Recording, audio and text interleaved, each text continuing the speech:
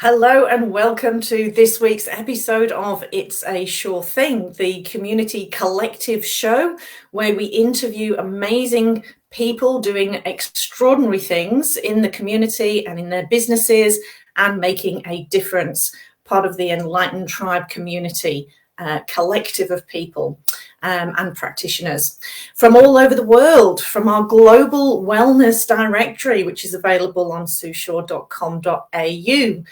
So this evening, if you're tuning in from Australia, or 9 o'clock Thursday morning, if you're tuning in from the UK, because our guest tonight is from the UK, we've got an amazing woman, Sally Bolton, who has been a very dear friend of mine for a long, long time. She has got an amazing business in Bolton, actually, called Eat, Train, Love.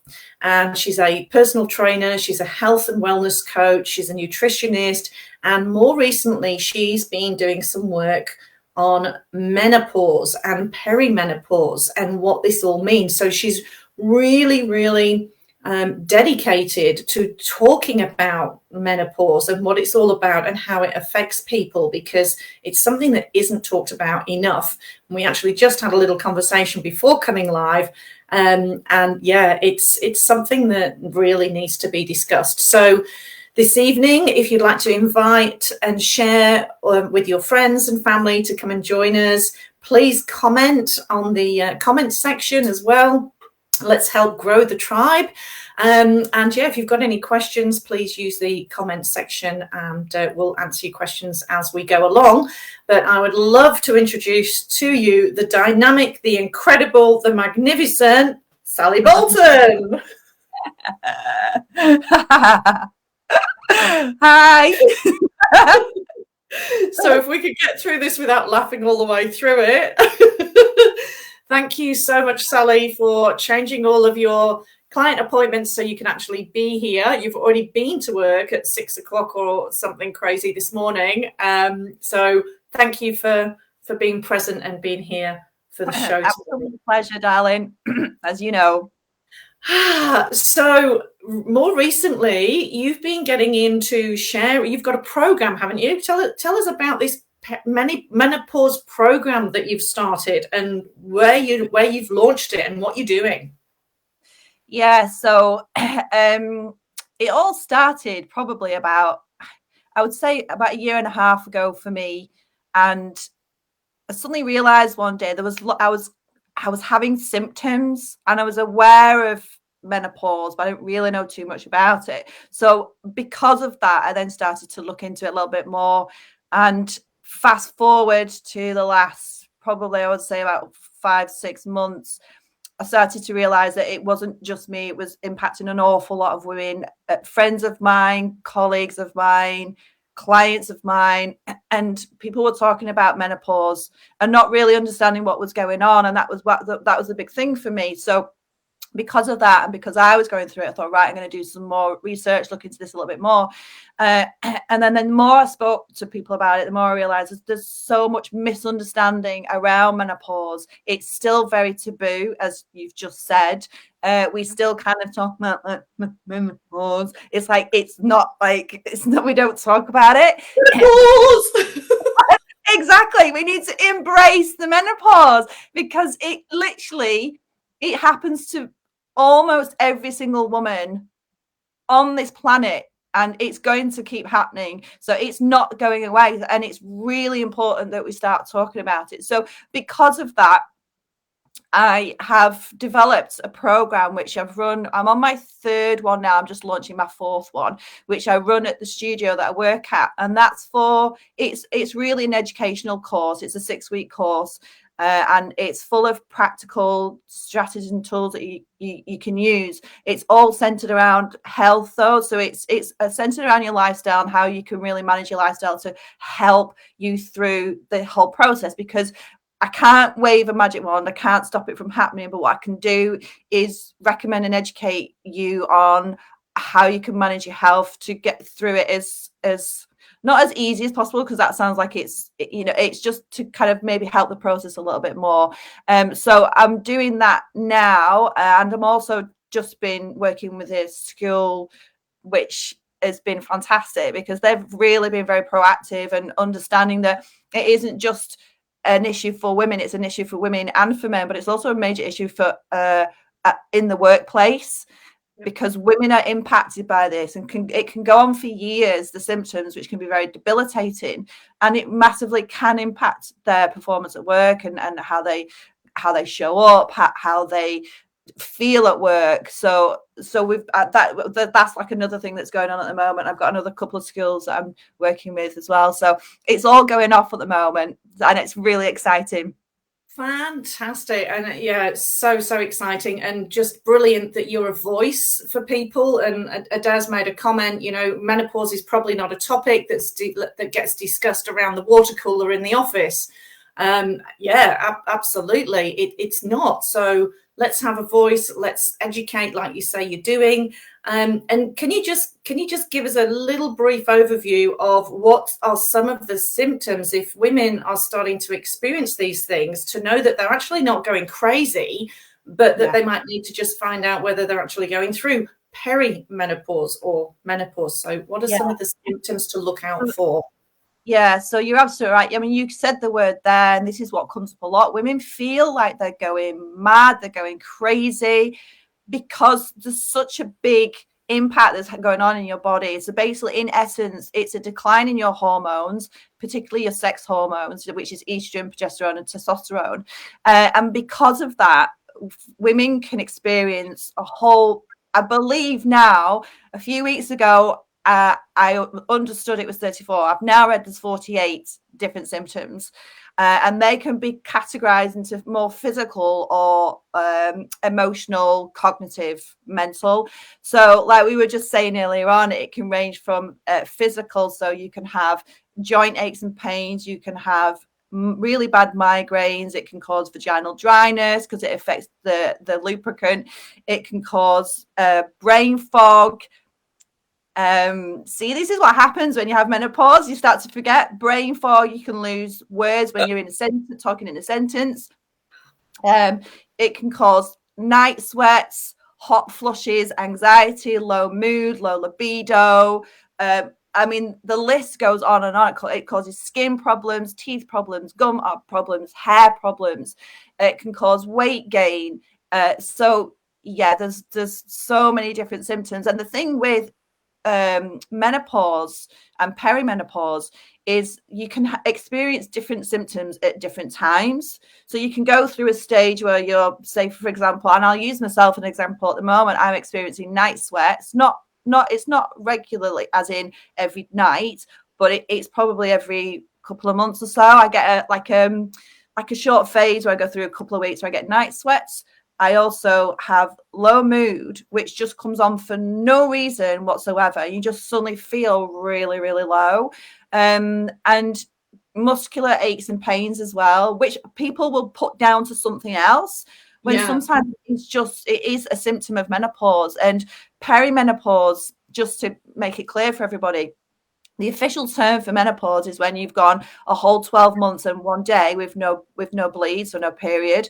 Perimenopause is basically the lead up to that. And it can start, average age is 45, but it can start a lot earlier. Some women experience early menopause. And those symptoms can last up to 5 years before you officially hit menopause. So, and then your class is postmenopausal, and you can still experience symptoms in postmenopause. So on average, and this is average, a woman can potentially expect to have symptoms for 15 years, which is a lot. Have we got the bad end of the stick or what? No. All we have to deal with having a period in the first place, we think that something's happening to our body and we're bleeding out. And then we have to actually give birth, and that's one of the most amazing experiences in the world, but also pretty damn painful. And then this. Yeah. My goodness. I'll just say hi to Beck Norton. Hi, Beck. Thanks for joining us. She's put weight and body temperature was her biggest side effects. Yeah. I mean, must be. I haven't actually experienced it yet, and we talked about this before we came live. So it's really interesting for me to find this out, because I'm 52 now. Yeah. Beck said hers started at 40. So I'm just hoping that I think it's because like I've got the mentality of a 20-year-old. Not a bad thing though, Sue. Maybe that's what it is. I still think I'm 20. I don't look it, but I still think I am. So, and that's working for me so far. So, but anyway, so what are some of the, if you can give 3 top tips to people as to what they can do at home if they start to have any of these symptoms, what can they actually do? Yeah, okay. Please. So it can be a really worrying time. And generally, what happens is women will start to experience symptoms, but generally, what happens is they'll put that down to other things.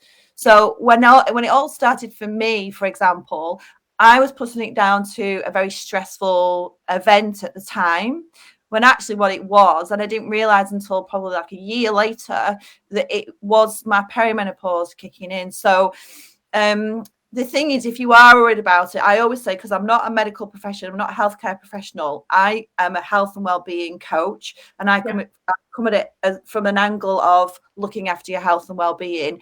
If you are concerned about it, I always say, look, go and check with your GP. I'm not quite sure what it's like over there, but over here in the UK, we actually have a doctor called Dr. Louise Newson, who's really she's trailblazing this whole topic at the moment, and she's actually developed an app which I guess you can get all over the world, but on there's a questionnaire that you can fill in, and it will bring out a report for you. So if you're not quite sure, if you're starting to get symptoms and you're not quite sure what's going on, you can go to the app, fill in the questionnaire, and get the report. And then you've got that report, which you can then take to your GP and discuss it in more detail, so you're a bit more informed yourself. But in terms of actually, if you are aware that you're perimenopausal, then 3 top tips for me would be, I think the first thing that I talk about is being really kind to your body. And I know it sounds really cliche and a bit like, yeah, we get that. But I think women, because of the symptoms that they can experience, particularly with the weight gain, I think what a lot of women tend to do is start to go on a diet, exercise more, and start to really almost punish their bodies for what they're going through. And actually what they need to do is the exact opposite of that. So we really need to start nurturing your body. You need to be really tuned in, listen to your body, and whatever you do, please don't think that you can diet your way out of menopause or train your way out of menopause. It's a natural process. It's perfectly normal. And at this stage of our lives, we need to be really looking after ourselves. So that's the first thing I would say, is just be so kind to yourself. Don't beat yourself up, because it's not you. And I say this all the time, it's not you, it's your hormones. So it's not you just suddenly become lazy and you started eating, all the cookies out the jar. There's a reason why. There's reasons why your body stores more weight around this time. So be super kind to yourself. And then number 2, I would say, really manage your stress. So it's all about having your body in as much balance as possible. And when we've got too much stress going on, your hormones won't have a chance. So anything that you can do, and that could be anything from going for a walk. I mean, we don't have the ocean here, we have storms here, but go for a walk. Clear with the storms. Spend time with Storm Dudley, which is amazing. Spend time in nature, meditation, breathing, mindfulness, anything that is going to help you lower your cortisol levels. And what we're looking for here is optimum. So to try and get it as balanced as possible, which I know on some days can be really difficult, because then you get like a hit of your hormones, which are being very erratic, especially during perimenopause, can be really, really difficult. So always be mindful of like, what can I do to manage my stress? And my 3rd top tip would be talk about it. And again, I know it sounds really cliche, is the more you talk about it, the more open you can be with yourself and those around you, the easier it will all be for you and and everyone else, because it, like we were saying before, it happens to a female, it happens to the woman, but it does impact everyone around them as well. So this is a guy thing as well. It's not just for the women. And again, because I've spoken to so many women about this, and it can be very, very confusing time. It can be a very, very lonely time. Women can get extremely depressed. I've known of women who have actually taken their lives because they've not been able to handle it. So, we need to talk. We need to talk about this more, and that's without even going into any of the health stuff that I talk about specifically. That's like an umbrella approach, is to really start opening up about this and talking to everybody. Beautiful. Thank you so much for that. I'll just recognise a few notes that we've got here from people. I'm not sure who they are because it says Facebook user, and apparently you need to click on something, which Adair will put up there shortly. But 16 years and still counting, although a lot milder now. And then Adair has put sweats and anxiety when doing what I thought were important presentations at the time in the corporate world. So very distressing. Hot flushes and sweats and anxiety. Thought I was going nuts. It was so distressing. So and that's the thing, like these symptoms, they can come on very suddenly, especially like the vasomotor symptoms, like the night sweats, the hot flushes, and they can be extremely embarrassing for a lot of women, especially if you're in a meeting, for example, and all of a sudden, like, hot flush will start from here and it flushes all the way up, and you suddenly go really red and your temperature shoots up, and you start to sweat, and it's very visible. It can be very visible to other people as well, but it can be really embarrassing for women that are going through it. But then what happens in reverse is, after the flush comes on, and it only happens for 3 to 4 minutes, is the flush goes away and they can start to get really cold and shiver. So there's a reverse impact to it as well. So and these, like I say, there's no one rings an alarm and goes, "You're about to have a hot flush in 5 minutes, babe. Check yourself out." It's like it just happens in the moment. Wow. Yeah, it sounds like it's quite an anxious kind of a thing, but as well. So, and how awkward would it be for you when you're so used to doing presentations and you're really good at speaking, and then all of a sudden that happens, and it's only ever happened before when you were younger trying to do presentations, and it was coming because of nerves, but then it just, I hope I don't experience it, but I probably will, because it's part of being a woman, like you say. And the other so what can men do to support their partner through this stage? What can they do? Probably lock themselves in a bedroom. I think if we're do you know what, actually, I've spoken to, because I have male clients, I have male friends, and they have no choice in the matter. They have to hear about what I'm going through, because it's just so important. Don't assume that your guy is going to understand. Even when you start to explain it, it's like they can't get their heads around it because they're not a woman. So but what they can do is they can listen to you. They can maybe go off and just do their own little bit of a bit of research, or just find something which resonates with them, which they can get their head around, and then just be open to talking about it. And I think, especially if you're in a partnership like that, it's really about communication, and saying, hey, just letting you know, for the woman, hey, I'm just letting you know I'm having one of those days. I refer to it as a wave. I'm having one of those days. I'm feeling really low. And then if you have that good communication, then hopefully the guy will go, look, I know it's not you, it's your hormones, and I'm here to support you the best way that I can. If that means, and it really is, you'll have your own strategies and what works best for you. Like one woman was saying to me last week, she said she goes and hides under the duvet with a book, and she doesn't come out until she's feeling better, but that's her strategy and she knows it works for her. Right. Absolutely. So if the guy understands that, then there's not this breakdown of, well, what have I done wrong? What's wrong with me? What's going on? So I just think for guys, it's so important that, first of all, you're aware that this is going to happen, or it is happening. And then look, it isn't about you. It isn't about your partner. It's the hormone. It's the deficiency in hormones which is causing all of this. And I think once you start to understand that, guys can actually be really supportive. My guys around me in my life have no choice, but they get it. Yeah, and they appreciate the honesty as well, I think.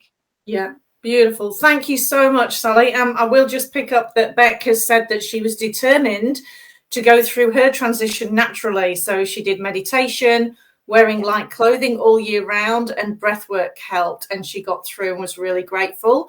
And Kim, hi, Kim. So Kim Hayden has put emotional and weight, but no hot flushes, thankfully. So I guess that also is the other thing. It happens to everyone's an individual, and it's an individual symptom, and how it shows up is different for everybody.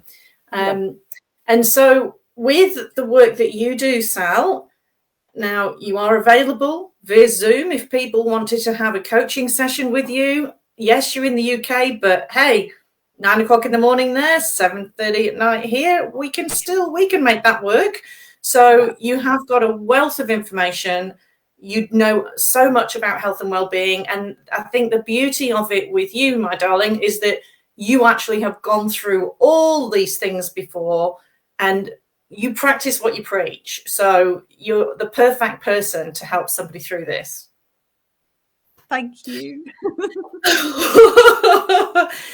So how would that work then? People could book a Zoom appointment with you. Is that? Yeah, I'm very active on my social media. So my Instagram page, which is Eat Train Love UK, my business Facebook page, which again is, I think it's eat.train.love.uk. And then I also have a website, which is eattrainlove.co.uk. And you can get me via any of those platforms. Send me a message. We can arrange to have a chat. I generally prefer to do it face to face, because you just get a much better feeling when you're doing it face to face rather than just doing a text all the time. But yeah, 100%. I've worked with people in Australia before now, and it works fine. You can do a lot of things through an online program, which I do with people in the UK, and it just depends what level of support they need. But 100%, and it's always good to have that coach there and that accountability as well if you are going through something like this. Absolutely, thank you. Now Corinna has just come on with a comment. So she said that she cried almost daily, was triggered initially for weeks, feeling grief and loss for everything. She spent her life thinking what it meant to be a woman, and then I was, though I'm not sure what that means.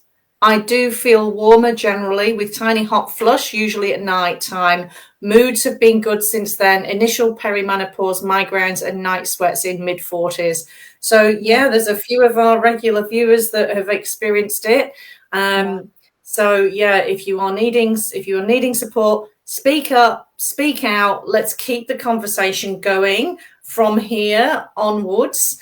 And if anybody needs that support, also, you are part of the Enlightened Tribe Global Wellness Directory. So if you don't remember all of those handles that Sally just shared, they will be on the comments section anyway. But you can go to sushaw.com.au, easy to remember, and go to the Global Wellness Directory, and all the information about Sally is on there as well.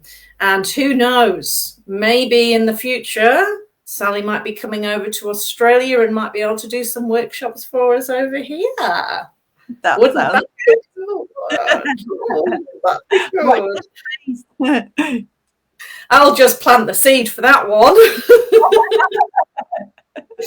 All right. So the other thing as well is this like a hereditary kind of thing as to the extensiveness of it or the impact on it? You know, if your mum's had it really bad, would you have it really bad? Is there anything like that that's been discussed?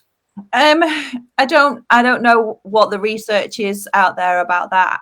I haven't particularly looked into that. It's a good question, but what I would say is I think there's so much more research and support out there now than there was. I vaguely remember my mum going through a weird time, but it was never spoken about. But I think, you know, fast forward kind of 20, 30 years. And I do think there's a lot more help and advice out there, which I think could definitely help a woman's whole experience. Now, I'm not saying that it's going to be any less or worse, but I do think there's more help and support out there now. And just the mere fact that we're talking about it, Sue, has got help in some way, shape or form.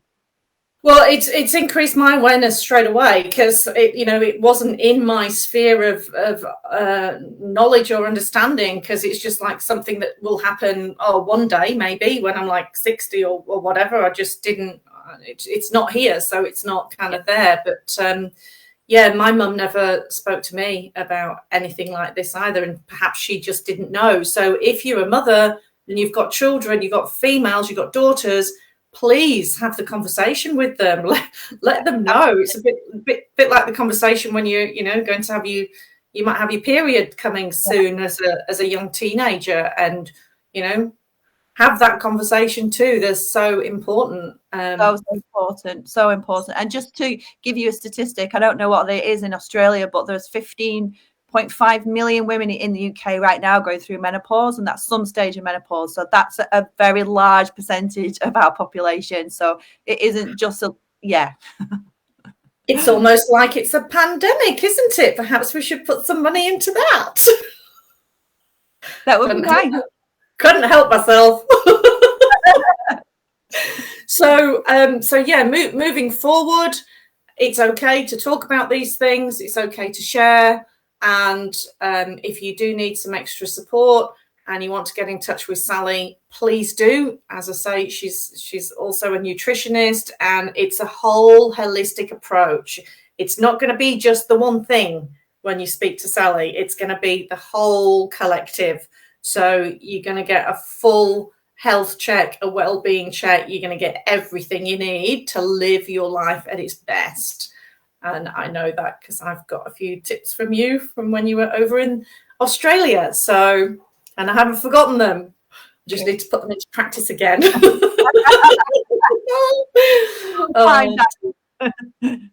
All right, my darling. Well, thank you so much. Thank you to everybody. It's been a really interesting conversation to have, and it's great that people have connected. So thanks to everybody who's been watching tonight and joining us from the UK or Australia or anywhere in the world. And thank you, Sally, as always, an absolute pleasure. Thank you. Thank you for having me.